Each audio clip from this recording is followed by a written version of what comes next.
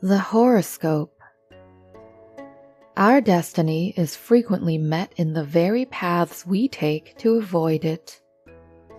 A father had an only son whom he loved excessively. His devoted affection caused him to be so anxious as to the boy's welfare that he sought to learn from astrologers and fortune-tellers what fate was in store for the son and heir. One of these soothsayers told him that an especial danger lay with lions, from which the youth must be guarded until the age of 20 was reached, but not after. The father, to make sure of this precaution, upon the issue of which depended the life of his loved one, commanded that by no chance should the boy ever be permitted to go beyond the threshold of the house. Ample provision was made for the satisfaction of all the wishes proper to youth in the way of play with his companions, jumping, running, walking, and so forth. As the age approached when the spirits of youth yearn for the chase, he was taught to hold that sport in abhorrence. But temperament cannot be changed by persuasion and counsel, nor by enlightenment.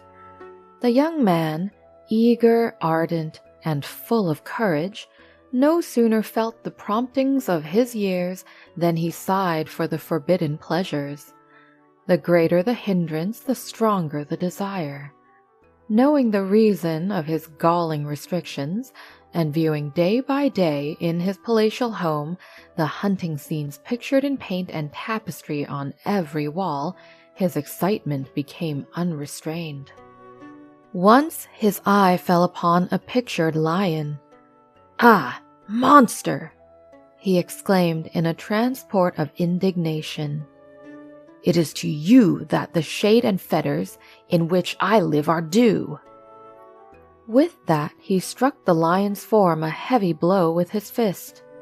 Hidden under the tapestry, a great nail offered its cruel point, and upon this his hand was impaled. The wound grew beyond the reach of medical skill, and in the end this life, so guarded and cherished, was lost by means of the very care taken to preserve it. The same jealous precaution proved fatal to the poet Aeschylus.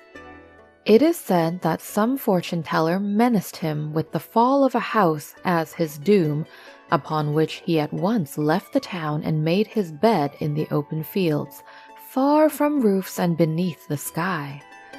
But an eagle flew by overhead carrying in its talons a tortoise, and seeing the bald head of the poet beneath, which it mistook for a stone, the bird let fall its prey in order to break the shell of the tortoise.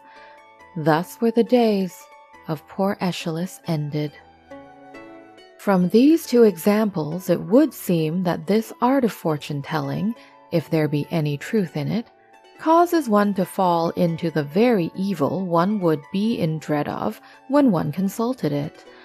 But I will demonstrate and maintain that the art is false. I do not believe that nature would have tied her own hands, and ours also, to the extent of marking our fate in the heavens, for our fate depends upon certain combinations of time, place, and people, not upon the combinations of charlatans. A shepherd and a king are born under the same planet. One carries the scepter, the other the crook. The planet Jupiter willed it so, but what is this planet Jupiter? A body without senses. Whence comes it then that its influence works so differently on these two men? Further, how could its influence, if it had any, penetrate through endless voids to our world?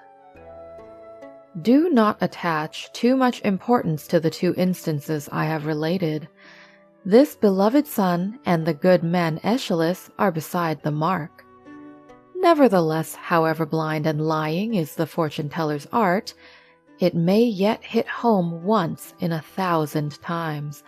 That is just a matter of chance.